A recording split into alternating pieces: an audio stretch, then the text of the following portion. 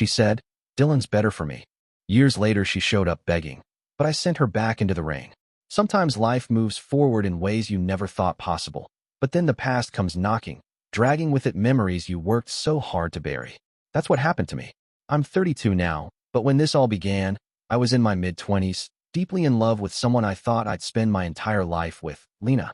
We met back in college, and by the time we graduated, we had already built a rhythm that felt unshakable. 6 years together meant everything to me.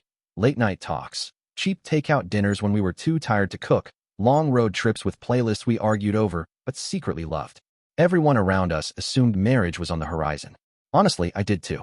Lena wasn't just my girlfriend. She was the person I trusted more than anyone else. We'd survived exams, early jobs, and the endless uncertainties of young adulthood. Through it all, we leaned on each other. I thought that bond was unbreakable, but one night in Las Vegas proved me wrong. Lena had gone on what she called a girls' trip. It didn't bother me. I wanted her to have fun with her friends. Then, out of nowhere, my phone buzzed. A friend had tagged me in a picture that was making the rounds online. My stomach twisted as soon as I opened it. There was Lena, wrapped up in the arms of Dylan, her ex. The same Dylan she once insisted was nothing but a closed chapter. Their faces were pressed together, smiling like a couple on vacation. It wasn't just a slip-up. It looked like something that had been happening for a while. When she came back, I confronted her. At first, she tried to brush it off as a mistake, something meaningless. But when I pressed harder, the truth spilled out.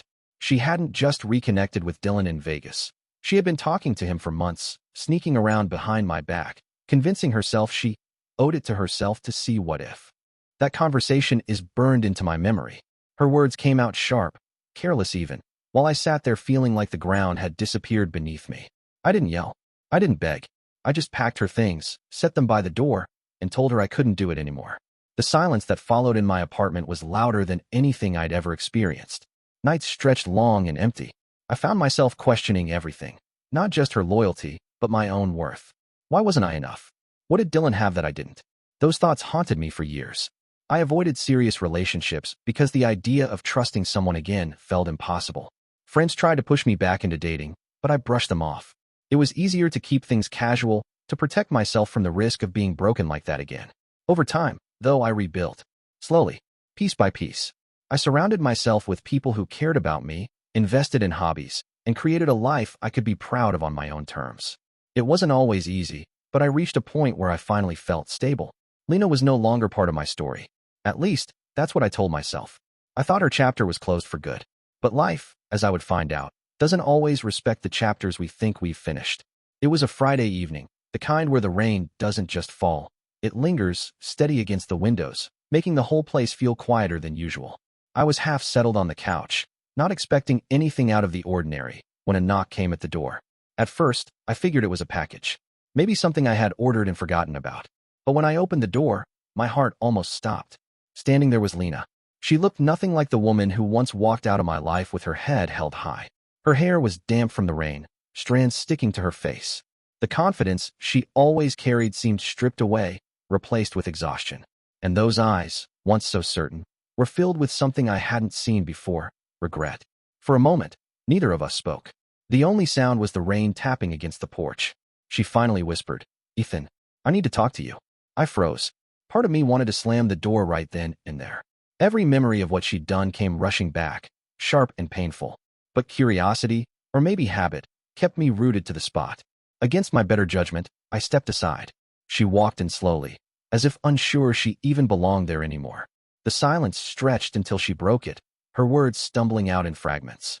After I left, after I chose Dylan, I thought I'd made the better choice. He promised me this life, adventure, for a while. It felt like everything I thought I was missing, but it didn't last. Her voice cracked, and she clasped her hands together tightly. He cheated, constantly, lied about where he was, who he was with. And when I lost my job, he decided I wasn't worth the trouble anymore. He left, just like that. I leaned back against the wall, arms crossed, trying to process her words. A part of me wanted to laugh at the irony, but the hurt ran too deep. She kept going, her eyes downcast. I thought I'd traded up, but the truth is, I ended up with nothing. No love, no stability, just broken promises. Hearing her admit it out loud stirred something complicated in me. Anger, definitely. A sliver of pity, maybe. But most of all, confusion. Why come to me now? After all these years, after all the pain, why knock on my door? She finally looked up, her voice soft, almost desperate. I know I don't deserve your time, but I had nowhere else to go. I needed to see you. The rain outside filled the silence again as I tried to steady myself. This wasn't how I imagined ever seeing her again. Not broken, not full of regret. I thought if she ever came back, it would be to rub it in, to show me how much better her life turned out. But here she was, admitting her mistake, standing in the very place she once destroyed. And all I could think was, what do you even want from me now? We sat across from each other in my living room, the rain still pressing steadily against the windows. She looked smaller than I remembered, almost fragile, as if life had worn her down piece by piece. For a long time, neither of us spoke. I wasn't sure if I even wanted to hear what she had to say. Finally, she broke the silence. I was stupid, she said, her voice trembling but steady enough to carry the weight of her words. I thought the grass was greener on the other side. Dylan made me believe I could have something better. But I see it now. I lost the only man who ever truly loved me. Her eyes brimmed with tears as she leaned forward slightly, her tone shifting from confession to plea. Please, Ethan.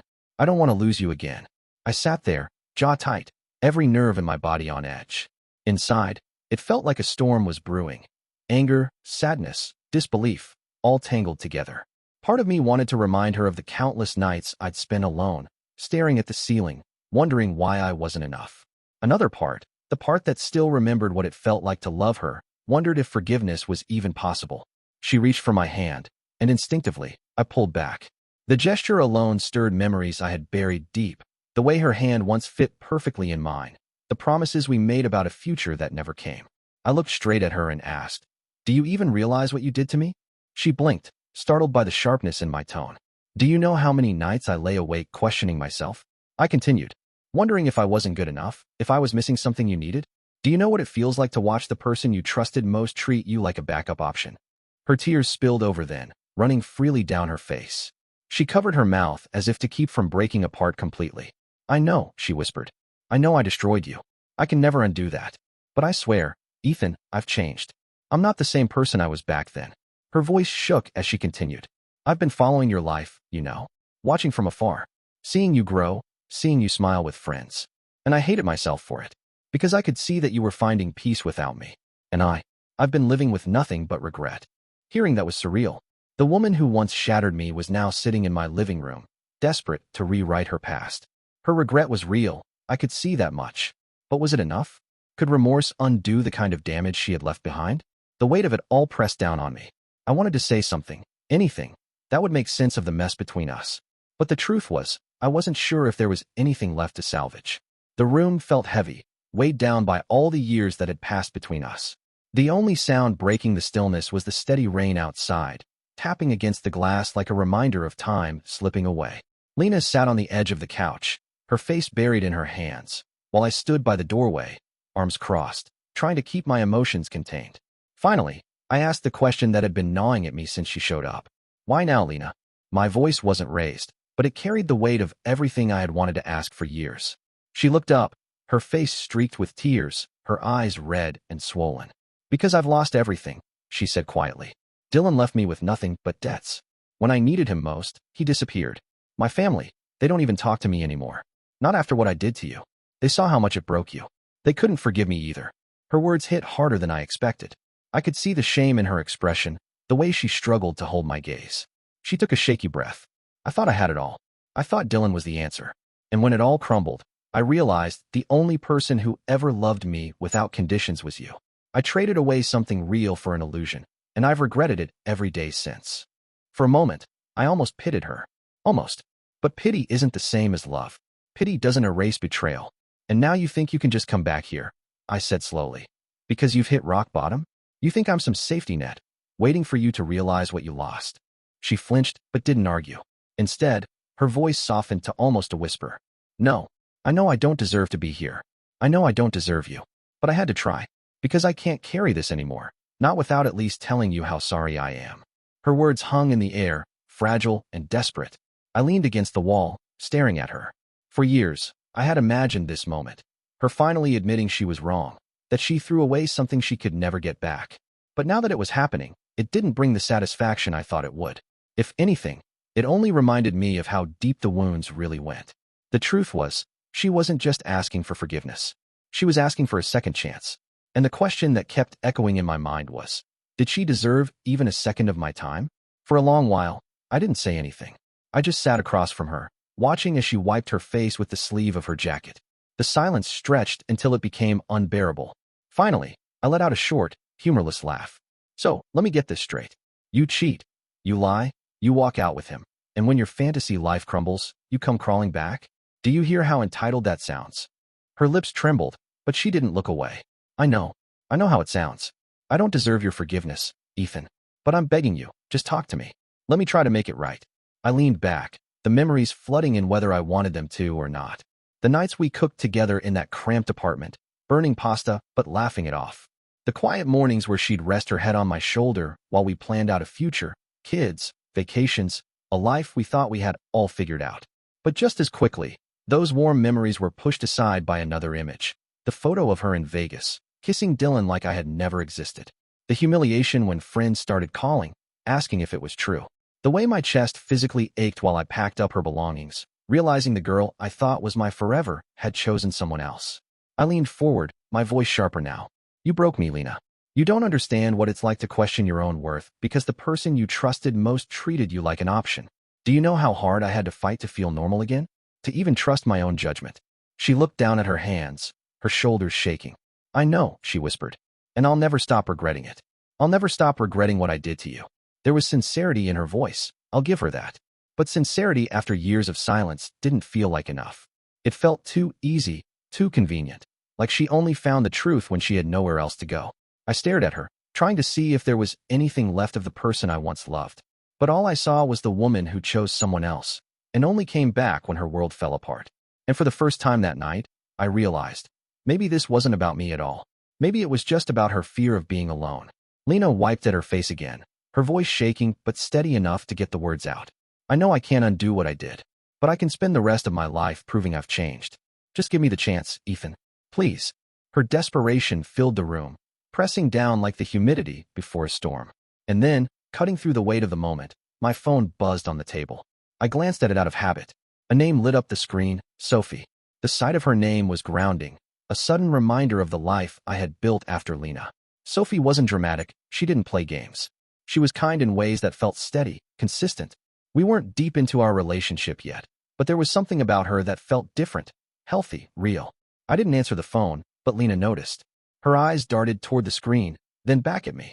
You're seeing someone? She asked, her voice breaking slightly. I didn't respond right away. I didn't know her an explanation. Still, the question hung between us like smoke.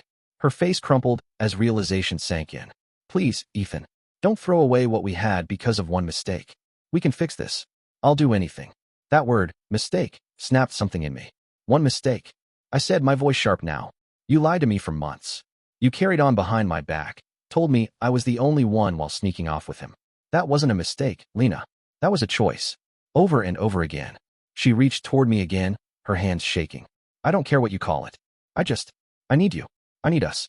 I can't live with what I've done. Her words came out desperate, broken, but they didn't move me the way they might have years ago. All I could see was the timing. How she hadn't shown up when things were going well, but only now, when she had nothing left, when my life had finally started moving forward without her. And for the first time since she walked through that door, I knew exactly what I had to do. I stood up, the weight of the entire night pressing against me. My decision was already made, even if I hadn't spoken it aloud yet. I walked to the door and pulled it open. The sound of rain poured in, sharp, cold, and unrelenting.